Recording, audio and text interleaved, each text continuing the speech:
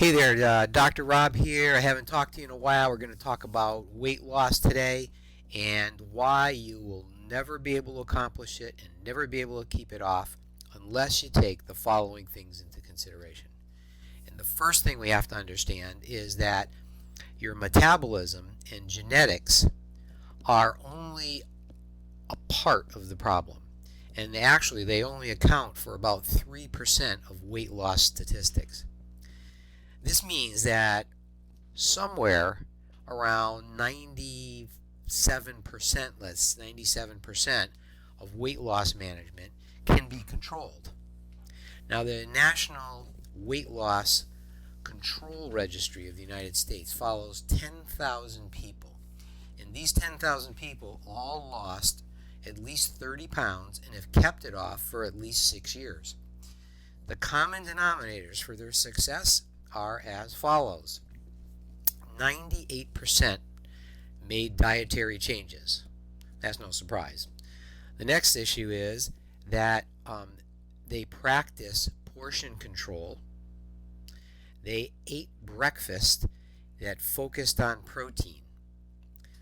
Also, 90% of them exercised an average of 1 hour a day. That sounds like a lot, but that's the statistic. The next common denominator is that they describe themselves as self-motivated morning people. That's pretty interesting. Next issue was they weighed themselves every week. And I know that a lot of times you read, don't weigh yourself, don't go by the scale. But I think that has to do with more with just staying on focus and keeping their goal of weight loss in perspective. But by the same token, my guess is that those people are not, derailed if the weight's not dropping every single second. But nevertheless, they weigh themselves weekly. The next common denominator is that, I could hardly say that. The next common denominator is that they spent less than 10 hours a week watching television.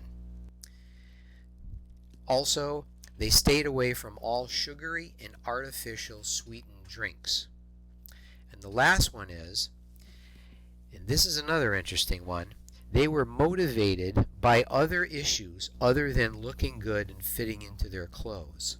So a lot of them were motivated by health issues, or maybe they had a health scare in their life.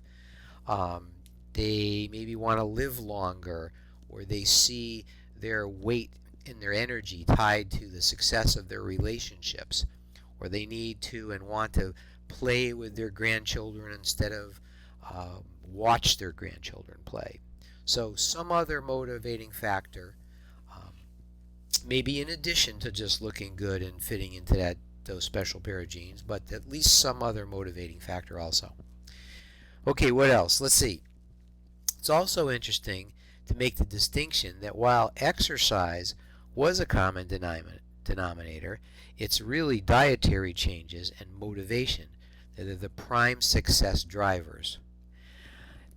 And I'd rather see exercise being a motivating factor and a behavior driver than have it be the pivotal thing that you feel like you have to do and grind out losing weight at the gym or working out in your basement or wherever you're going to exercise.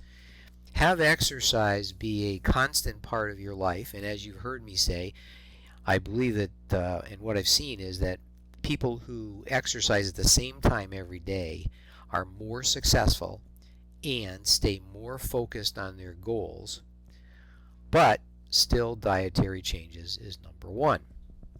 Last but not least, after experimenting to find an eating pattern and an eating style that works for you and your family and your lifestyle, you have to put into realistic perspective a time frame. What I mean by that is weighing yourself might keep you motivated and on track, and judging how your clothes fit, probably how your clothes fit and feel will probably be the real major litmus test. I've seen people only lose 5 or 10 pounds during efforts, but drop 2 or 3 dress sizes. So the major litmus test is probably going to be how you feel and how you are fitting into those jeans. The scale has a tendency to disappoint us, while our clothes and the way they fit and the hole that we're using in our belt will be the real determining factor in how successful we are. Okay, and one last thing, a secret.